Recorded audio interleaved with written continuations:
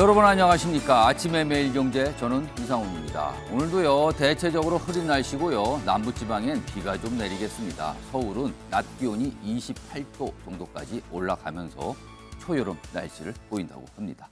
자, 그럼 일면 기사부터 바로 출발하겠습니다. 먼저 매일경제 소개해드리죠.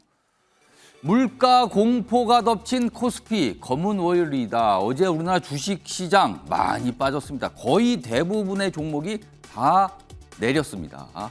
아래로 가겠습니다. 여기 보시면 아시아 증시 동반 급락, 그리고 우리나라 증시 역시 19개월 만에 최저를 기록했습니다. 그리고요, 이제 환율도 요새 불안해요. 원화값이요 연중 최저를 위협하고 있고요. 고물가, 고금리, 강달러 이렇게 되면요, 이거 굉장히 경제가 힘들어지는 상황으로 가고 있습니다. 스태그플레이션 점점 뭐가 보이는 거 아니냐, 이런 걱정 계속 낳고 있습니다. 다음은 한국일보 확인해 보겠습니다. 자, 일면 톱 기사로 지금 굉장히 어려운 경제 상황, 이 상황을 대처할 정부의 경제팀은 뭐 하고 있는가, 이걸 좀 다루고 있습니다. 총체적 난국인데 시험대에선 경제 드림팀, 굉장한 전문가들로 꾸렸다, 드림팀 이런 표현 나왔거든요. 그럼 어떻게 하고 있는지 여기 설명되어 있습니다. 환율 급등에 구두 개입 신중론만 하고 있다. 그러니까 말로만 뭔가 하고 있다는 거예요, 지금요. 그리고 물가와의 전쟁, 뭔가 조치를 취했는데 실질적인 효과는 미미하고 생색내기에 그치고 있다. 이런 지적받고 있고요. 그리고 또 한 가지 있죠. 화물연대 파업입니다. 여기에는 부처 간 책임 돌리기만 하고 있어서 뾰족한 대책이 없다. 이런 지적을 받고 있습니다. 이번엔 한겨레 보시죠. 자, 아래쪽에 있습니다.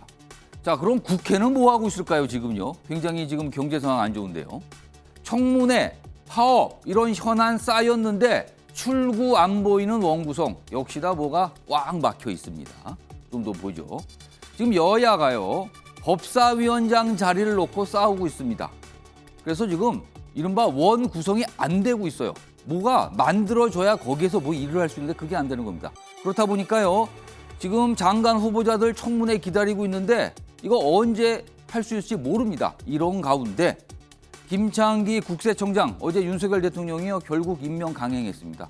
청문회도 안 열고 그냥 임명된 겁니다. 그러자 민주당 청문회 검증을 스스로 포기했다. 이런 비판받고 있습니다. 마지막으로 동아일보 보시죠. 자, 산업부 블랙리스트 의혹, 백운규 전 장관 구속영장 청구입니다. 자, 그동안 뭐 수사 상황, 그다음에 압수수색 상황 계속 보도가 됐었는데요. 결국에는요, 영장 청구가 됐습니다. 자, 검찰은요, 산하 기관장 13명 사표 강요 혐의가 있다. 이렇게 밝혔고요. 그러자 야당은 문재인 정부를 겨냥한 정치 보복 수사의 신호탄이다. 강하게 반발하고 있는 상황입니다. 이렇게 또 맞서게 되면요, 지금 가뜩이나 국회 공전인데 이게 언제나 풀릴지 또 미궁 속에 빠지는 것 같습니다. 자, 지금까지 일면기사 짚어봤고요. 오늘도 뉴스의 의미 깊숙하게 짚어주시기 위해 네 분 자리하셨습니다. 한 분씩 소개해드리겠습니다. 자, 먼저 화면 가장 맨 왼쪽에 앉아 계십니다. 김영주 전 국회의원 자리하고 계십니다. 그리고 그 옆에는요, 윤희석 전 국민의힘 대변인 자리하고 계시고요. 세 번째 자리에는요, 김재석 국민의힘 도봉갑 당협위원장 나와 계십니다. 그리고 마지막으로 권지웅 전 민주당 비대위원 나와 계십니다. 자, 네 분 안녕하세요. 안녕하세요.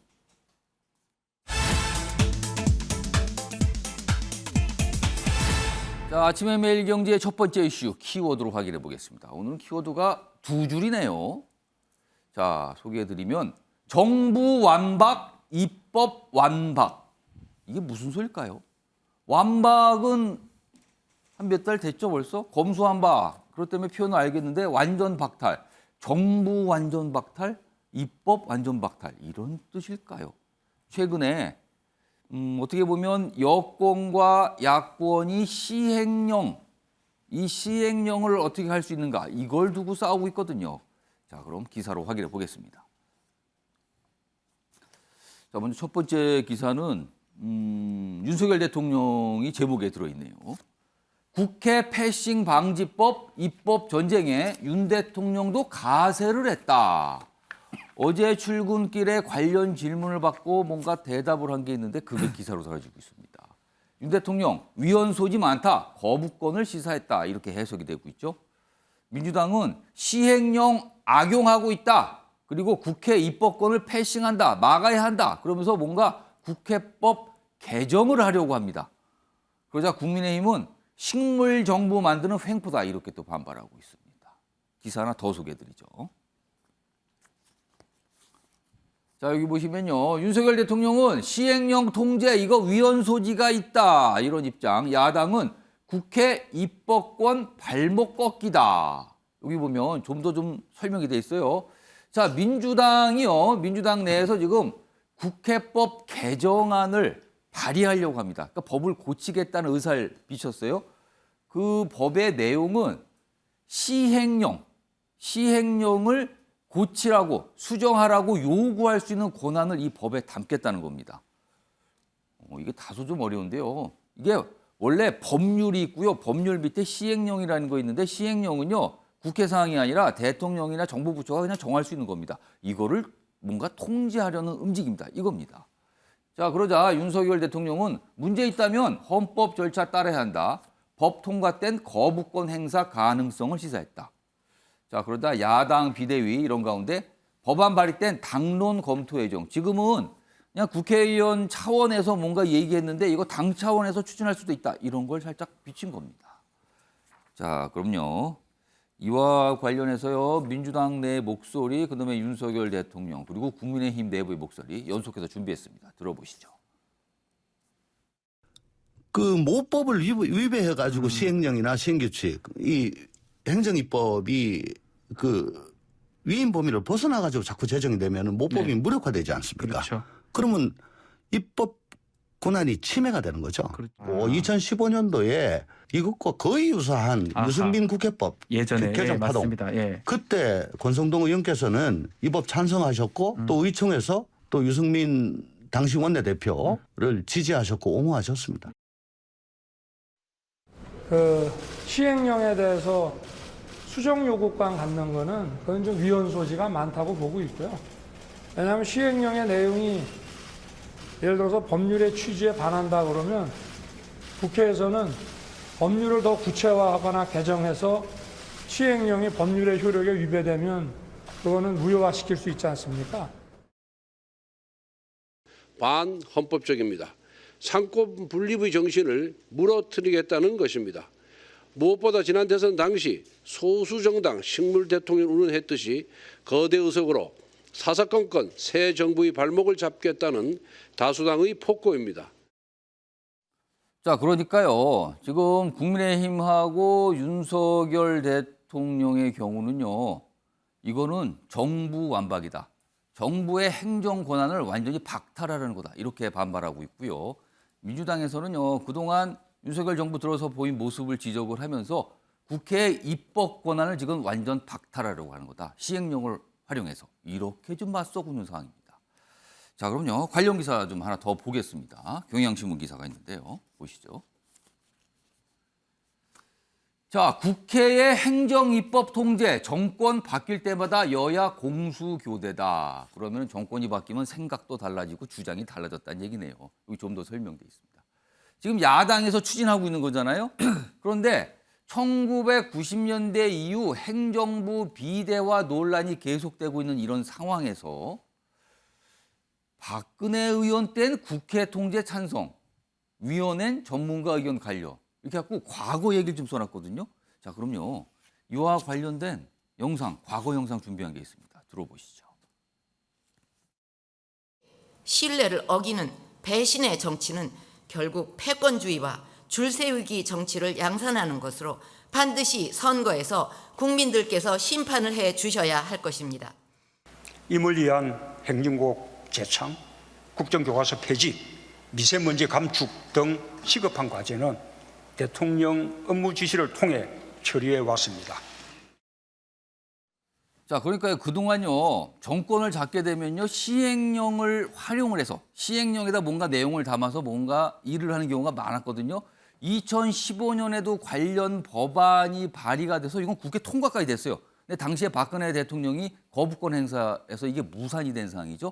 시행령을 국회가 통제할 수 있는 권한, 이 담은 법입니다. 그리고 2019년에는요. 당시 국민의힘의 전신 정당인 자유한국당이 관련 법안을 또 발의했습니다.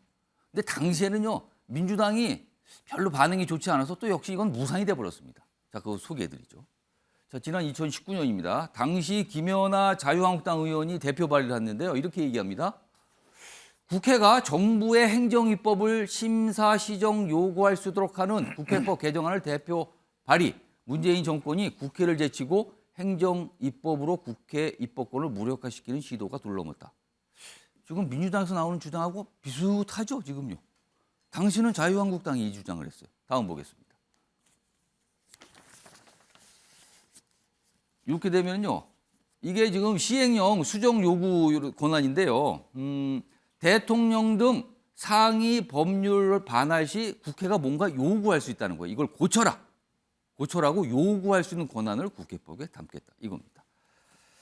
자, 김영주 전 의원님. 네. 가만히 시간을 돌려서 보면요. 과거에 여러 차례 관련 법안이 발의가 돼서 본회의까지 통과된 경우도 있고요. 논의하다가 그냥 무산된 경우도 있습니다. 자, 2019년 당시 상황으로 좀 거슬러 올라가 보면 당시에는 자유한국당이 이 법안을 발의한 거예요. 자유한국당에서. 근데 당시 민주당이 미온적이었습니다. 네. 근데 이번에는 민주당이 뭔가 적극적인 것 같아요. 왜 달라진 겁니까? 입장이. 글쎄요, 뭐 이렇게 뭐라고 저도 뭐 변명할 여지가 없는데 예. 당시는 이제 어쨌든 대통령제 하에서 말하면 대통령이 뭔가 원하는 일을 함에 있어서 야당의 발목 잡기라든지 또 어떤 반대 의견을 갖게 되는데 뭐 아시다시피 우리나라는 예산과 관련해서는 아예 국회에서 전적으로 권한을 그렇죠. 갖고 있습니다만은 법안과 관련해서는 대통령과 국회가 각각 말하자면 법적인 관계에서 제안안을 제시할 수 있습니다. 예. 2019년도에는 그 운영위 개정소위에서 이인영 개정소위위원장이 있었습니다만 그때는 정세균 법안으로 절충했거든요. 예. 말하자면 상임위에서 일정 정도의 어떤 그 바꾸라고 하는 근거를 할 수 있다라는 정도로 절충했어요. 좀 약화가 된 거네요, 사실은요. 그때도 그러면은. 법제처에서는 그 또다시 문제가 된 것은 뭐냐 하면 국회 전체가 아니라 일개 상임위가 대통령의 뜻에 대해서 얘기하는 것은 적절하지 않다라는 의견으로 결국에는 또 그때도 대통령이 승리하는 2015년에도 박근혜 전 대통령이 거부권 행사하셨고 예. 2019년도 그와 비슷한 행태였거든요. 예. 이제 이번에는 사실상 이제 조홍천 의원의 경우는 가장 뭐 아시다시피 문제가 되었던 게 인사혁신처에서 민정수석실에 주어진 권한을 가지고 예. 그걸 법무부로 말하자면 인사정보관리단을 만들었기 때문에 예. 그것이 정부조직법을 과하게 위반했다라고 하는 데서 조홍천 의원이 이것을 그러니까 정부 발의할 수 조직법이 있는. 있는데 그 안에 하위법, 시행령인데 시행령 사항으로 그걸 규정해서 만들었다는 거죠. 네, 네. 예. 그래서 이제 그런 부분에 대해서 항상 대통령 측과 말하자면 국회 측, 야당이 이 여러 가지 어떤 반대 입장을 가질 예. 수밖에 없다라고 보여지고 그렇다면 실제로 조금 더 이것이 누가 옳다, 뭐 그리고 위헌에 대해서도 우리나라 여러 가지 어떤 법률 전문가들의 의견이 나뉘어지고 있는 게 맞거든요. 예. 대통령께서는 강하게 이거는 위헌 소지가 많다고 하지만은 누구 일방을 손들어 주기 어렵다라고 보면 실제로 법제처와 국회의 예. 말하자면 운영이 전문위원이 같이 머리를 맞대고 일정 정도의 어느 수준이 과연 모법을 위반하지 않느냐 하느냐에 대한 어떤 조금 더 심도 깊은 뭐 예. 대통령께서 제안했습니다만은 법 개정이라든지 합의가 있어야 될 것 같습니다. 윤희석 전 대변인께요. 똑같은 질문을 좀 반대 방향으로 드리겠습니다. 2019년에는 당시 자유한국당이 이 국회법 개정을 추진했어요. 근데 지금은 민주당에서 추진하고 있는 겁니다. 근데 당시는 2019년에는 자유한국당, 국민의힘의 전신 정당이 추진했는데 지금은 반대 입장입니다. 강하게. 뭐가 달라진 겁니까? 여야가 바뀐 거죠. 여야가 바뀌었다. 그게 가장 결정적이다. 그렇죠. 국회에서는 대통령의 권한을 계속 견제하고 싶어 하는 것이고 예. 대통령 입장에서 행정부 입장에서는 국회의 어떤 간섭과 통제에서 좀 자유롭고 싶은 게 인지상정일 거라고 생각을 합니다. 예. 이 문제는 기본적으로 헌법에 행정 입법권을 부여한 그 취지를 살리면 된다. 이게 답인데요. 예. 예를 들어서 조홍천 의원이 지금 발의를 하려고 하는 이 법안 내용에 따르면 예. 예를 들어 법률에 위반하는 거라고 판단을 해서 예를 들어 시행령을 바꿔달라고 요청을 한다. 그 예. 판단이라는 것이 어. 예를 들어 헌법에 위배될 수도 있는 거예요. 왜냐하면 지금처럼 국회 운영이 좀 정파적으로 많이 대립된 상황에서 이루어진다. 그래서 국회 다수당이 예. 어떠한 정치적 목적을 가지고 막 밀어붙이려고 할 경우에 예. 그러한 어떤 사법적 판단을 국회가 대체하는 그런 역할을 할 수 있지 않습니까? 예. 그래서 행정입법이 모법인 법률, 국회에서 제정한 법률의 범위를 넘어서는 문제점에 대해서는 여야가 공수가 바뀌면서부터 늘 주장하는 거니까 문제점은 인정할 수 있지만 예. 거기에 대해서 국회가 법률을 통해서 이 요구권을 개정 예. 요구권을 가지고서 밀어붙인다고 하는 것은 또 다른 문제를 야기할 수 있으니까 결론적으로는 예. 헌법적으로 헌법을 바꾸어서 이걸 통제하든지 또는 이와 관련한 법률적으로 아주 미세하게 규정을 해서 예. 예를 들어서 사법부 판단을 요청한 후에 뭔가를 한다든지 이런 식으로 해야 하지 않을까. 물론 복잡하겠죠. 예. 근데 이거는 어쩔 수 없는 문제입니다. 그러니까 이건 정권 바뀔 때마다 그냥 또 반복될 수밖에 없는 지금 상태라면은 입장 달라지면 또 주장 달라지고 뭔가 마음에 안 드는 조치가 나게 되면 또 야당은 또 이 법안을 낼 것이고 항상 이렇게 반복된다는 거예요, 지금.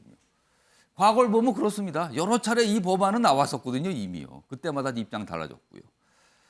다음 관련 기사 하나 더 이어가 보겠습니다. 자, 이번 사안이 시작된 지점이 바로 여기 소개돼 있습니다. 이 보면요, 최근에 이것도 좀 약간 논란처럼 비춰지고 있죠.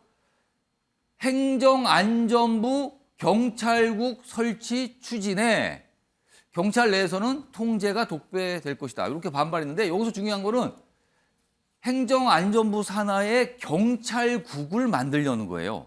지금 법무부 산하에 검찰국이 있듯이 경찰국을 만들게 되면 아무래도 경찰 관리를 하게 되는 거죠. 이게 통제 아니냐? 과거에 문제가 있어서 이렇게 안 하기로 한 건데 왜 지금 들어서 이걸 하느냐? 통제 필요성, 뭐 찬반 이게 붙고 있는데 여기서 중요한 거는 이 경찰국 신설을 시행령으로 한다는 거죠. 시행령으로. 시행령을 손질해서 이걸 설치하겠다는 거예요. 자, 이 부분도 역시 시행령 사항이잖아요. 여기 보면 행안부는 시행령 개정만으로도 가능하다. 이런 입장을 보이고 있는데 반면에 야권은 아니다. 이거는 정부 조직법, 법률을 고쳐야 되는 거다. 맞서는 거죠. 역시 여기에 또 시행령 문제가 발생했습니다. 그리고 이런 가운데요. 앞서서 또 이것도 있었어요. 여기 보시면 법무부 산하의 인사정보관리단. 이것도 참 논란이 있었죠. 결국 설치됐습니다.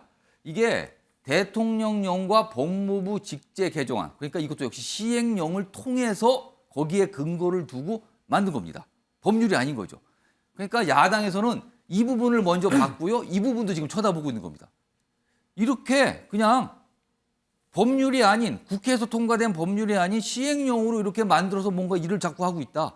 여기에 반발하는 건데요. 과거 2019년 당시에는요. 이 자유한국당이 반발한 이유 중에 하나가 바로 이런 일이 있었습니다. 당시에 조국 전 법무부 장관 수사가 진행 중이었는데 이른바 피의사실 공표 금지를 시행령 사항으로 못을 박은 겁니다. 이거에 반발해서 당시 자유한국당이 안 되겠다. 이거 시행령도 통제해야 된다. 그래서 국회법 바꾸자. 이렇게 또 나왔던 겁니다. 이게요. 각각의 이유가 있었죠. 어떤 일들이 있었는지. 바로 이런 상황입니다. 자, 이 얘기 좀 더 해보죠. 김재섭 위원장은 일단 이 전체적으로 이 상황 어떻게 생각하시는지 하고 그리고 사실은 국회법 이 개정안이 되면은 이거는 시행령에 대한 수정 요청권, 요구권이거든요. 그러니까 강제 사항은 없어요. 그냥 요구해서 정부가 거부하면 그만이거든요. 근데 이 정도도 못하나 이런 지적도 좀 있습니다. 이게 사실은 과거에 이제 2019년에 예. 자유한국당에서도 비슷한 문제 제기를 했었던 예. 것이고 2015년에도 비슷한 일들이 있었는데 이번에 민주당이 요구하는 것이 조금 더 위협감을 가지는 이유가 있습니다. 왜냐하면 최근 들어서 우리가 국회 회기 중에서 예. 민주당이 가장 많은 의석수를 가지고 있거든요. 그러니까 민주당이 마음을 먹으면 법안을 통과시키거나 아니면 그렇죠. 뭐 어떤 입법들을 하는데 거리낌이 없습니다. 헌법 절대 개정 사항에는. 다수당입니다. 지금. 그렇죠. 이제 헌법 개정 정도의 절대 다수의 어떤 의결 정족수를 요구하지 예. 않는 이상은 민주당이 마음을 먹으면 모든 법안을 다 통과시킬 수가 있는 예. 상황 아니겠습니까? 그러다 보니까 사실 여야 합치라든지 아니면 정부와의 토론이라든지 이런 거 없이 모든 법안을 마음만 먹으면 다 통과시킬 수 있는 상황이 예. 됐거든요. 이제 그런 가운데서도 말하자면은 대통령의 최소한의 시행령까지도 자신들의 통제 범위 안에 놓고 싶다라는 것이거든요. 이거는 위압의 강도가 그전과는 좀 다릅니다. 그러니까 지금 절대적인 야당이 다수당인 상황에서 그렇죠. 정부는 그나마 시행령을 통해서 뭔가 그래도 권한도 행사하고 일을 할 수 있는 거 아니냐. 지금 이 말씀이네요. 지금. 그럼요. 지금 그렇기 때문에 예. 대통령 입장에서는 사실 약간 극단적인 형태의 여소야대를 띠고 있는데 예. 정말 일 자체를 아예 못할 수가 있거든요. 예를 들면 발목이 잡혀서 뭐 일을 못한다든지 아니면 야당의 반대로 일을 못하는데 이럴 수가 있는데 예. 야당은 반면에 마음을 먹었다. 예컨대 이제 검수완박 같은 경우에 충분한 토론 없이 그냥 일단 법안부터 그렇죠. 발의하고 통과시켜버리거든요. 통과시켰습니다. 지금. 그럼 어떻게 됩니까? 법안 통과 당시에도 법에 허점이 많다라고 많은 지적을 했었는데 그때 민주당 입장에서는 수정입법 하면 된다. 예. 대통령령으로 하면 된다 하고 법안을 엄청나게 공백을 만들어 놓고 일단 통과시켜 놓고 보거든요.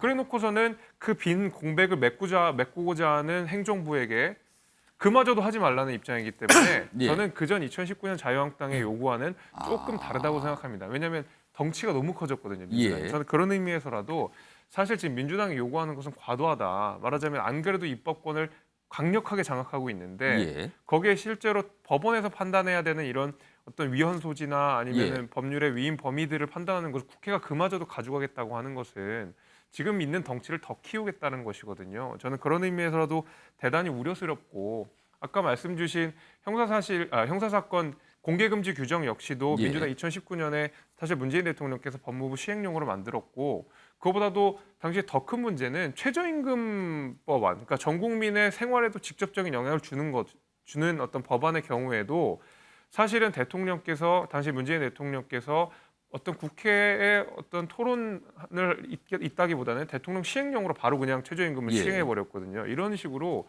사실은 국회 자체를 무력화시켜 버렸던 것을 문재인 대통령이 있었다 그러면 그런 것들을 우리가 민주당에 복귀해 버린다 그러면 지금이 180석으로 그 행정부의 어떤 행정 입법까지 이런 식으로 통제하는 것은 좀 과도하다는 생각이 좀 듭니다. 자, 권지웅 전 비대위원. 그러니까 김재섭 위원장의 얘기는 과거에 물론 이제 그런 입장이 달라진 경우가 있었지만 지금은 상황이 좀 더 뭐랄까요? 국민의힘 입장에서는 좀 심각한 상황이다. 국회에서 국민의힘 입장에서는 뭔가를 법안 처리나 제대로 할 수 없는 상황이라서 어쩔 수 없이 시행령에 의존을 하고 있다. 뭐 약간 이런 취지의 설명이었는데 어떻게 들으셨습니까? 근데 실제로 지금 정부가 출범하고 나서 예. 어떤 일도 못하는 상황이 되었다고 보기 어렵다고 생각합니다. 예를 들면 추경의 경우에도 사실 야당인 민주당 입장에서는 그 예. 추경이 좀 부족하다고 봤었어요. 그러니까 예. 손실보상이 소급 적용돼야 된다고 주장했지만 그것이 반영되지 않았고 근데 그럼에도 불구하고 추경이 통과되었죠. 그리고 이번에 인사 관련해서도 예. 청문 보고서를 채택하지 않고도 7명이나 인사했습니다. 예. 그러니까 지금 일들을 다 하고 있는 것이고 일부 논의가 가능한 것들은 협의해서 진행하고 있는 것이죠. 근데 사실은 그 야당의 의석수가 많다고 하면 그만큼 협의에 더 충실해야 됩니다. 예. 근데 이번에 인사정보단 만들 때 어땠습니까? 사실은 인사혁신처에 30만 명에 해당하는 인사정보가 들어 있습니다. 예. 근데 그것이 이제 사실 법무부로 가게 되고 아. 그럼 사정기관과 가까워지는 문제가 발생해요. 근데 이 문제를 제기했는데 사실은 무시하고 추진했죠. 그러니까 이게 어떤 야당이든 사실은 예. 정부를 견제할 수 있어야 되는데 이걸 다 무시하고 진행하고 있는 이 상황을 놓고 예.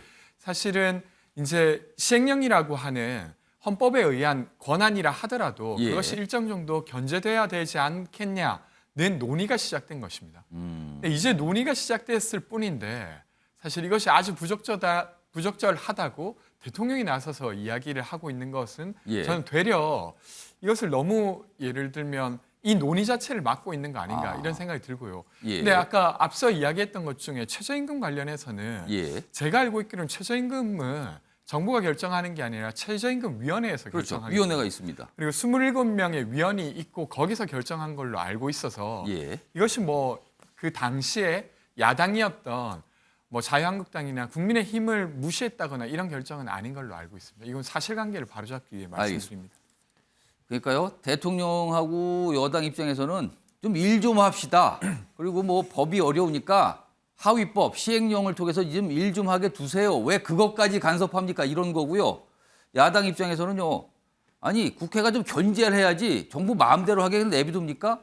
어떻게 보면 편법 아니에요 그거? 이렇게 지금 맞서고 상황이에요. 그게 정부 완박, 입법 완박이란 표현으로 나오고 있는 겁니다. 이게 맞서고 있습니다.